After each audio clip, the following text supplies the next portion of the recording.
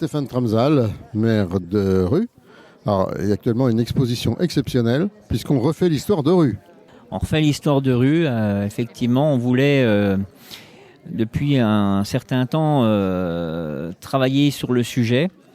Et donc, en gros, c'est de montrer le développement de la commune, le changement qu'il y a pu y avoir au fur et à mesure des années. Alors, il y a des documents qui remontent pratiquement à la Révolution. Et puis, ensuite, on peut retrouver cartes postales, des photos, des documents, des outils. Voilà, pour montrer tout le changement des époques et montrer que l'image de rue s'est développée en fonction des modes de vie. Et puis, on retrouve aussi les industries qui ont complètement été changées, puisque essentiellement c'était du textile. Et aujourd'hui, on sait que la plupart d'entre elles ont subi des modifications pour avoir une autre vie que le textile. Et puis, on retrouve le monde agricole avec les anciens outils, avec les chevaux, aujourd'hui avec bien sûr d'autres méthodes. Voilà, donc on retrouve également le fromage qui était à l'époque fabriqué à la fromagerie de Rue sous le nom de Petit Rue. Voilà, pour ensuite partir sur une fromagerie beaucoup plus connue aujourd'hui sous le nom de l'Ermitage, quoi. Voilà, donc tout ça, on retrouve beaucoup de documents. Voilà, faut vraiment passer du temps parce que faut approfondir un petit peu et on espère vraiment que elle va plaire aux anciens parce que ils retrouvent des souvenirs, mais c'est aussi fait pour les plus jeunes et pour ceux qui sont venus s'installer sur la commune. C'est leur montrer le passé de la commune en disant voilà, ça c'était ce qui existait auparavant et voilà ce que les uns et les autres, aussi bien les associations, les industriels que les élus ont eu des projets de développement et de faire bouger la commune pour en faire ce qu'elle en est aujourd'hui, quoi. Mais comment a-t-on pu retrouver autant d'archives? Qui a permis de réaliser cette expo? Alors, on a souvent...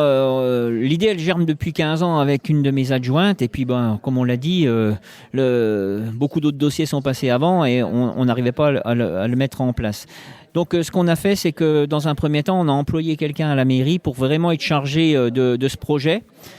Et ensuite, on a constitué un groupe avec... une forme d'historien, des gens qui étaient un peu passionnés, parce qu'il faut être passionné pour retrouver tout ça.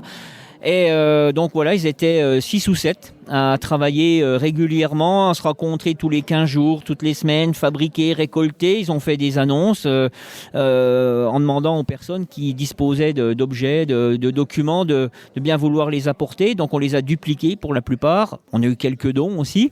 Et ensuite, donc avec la matière, ils ont commencé à constituer des thèmes. Et puis, ça s'est fait comme ça. Et encore aujourd'hui, les premières personnes qui sont venues visiter l'exposition nous disent « j'ai tel et tel document ». Donc, on va pouvoir l'enrichir.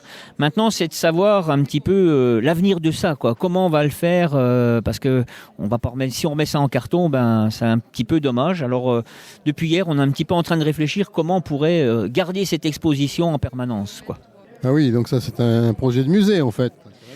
Alors, une forme de musée, oui, on pourrait peut-être appeler ça, ou la maison de rue, je ne sais pas encore comment. Donc, il faut déjà qu'on voit un petit peu le lieu, et puis ensuite, comment on le fait vivre. Mais je pense que ça serait quand même dommage que tous ces objets soient dans des cartons et ne puissent pas être vus par les visiteurs. Et puis, c'est surtout que c'est l'histoire de la commune, et c'est sous une forme d'archives, non pas archives papier, mais c'est bien des archives en termes d'objets et de visuels. Et voilà, donc moi je suis un petit peu passionné de ça, donc ça m'intéresse de pouvoir transmettre aux futures générations l'histoire de la commune, quoi. L'exposition est visitable donc au centre socio-culturel jusqu'à quand? Alors ça doit être jusque début février, mais je me souviens plus exactement de la date. Donc c'est les week-ends ou éventuellement sur réservation avec les groupes. Donc faut prendre contact avec la mairie. Et puis ce que j'ai oublié de dire tout à l'heure, c'est que le deuxième projet qui va venir derrière l'exposition, c'est de rédiger un livre, d'écrire un livre sur l'histoire de la commune avec les éléments qu'on a à notre disposition, quoi.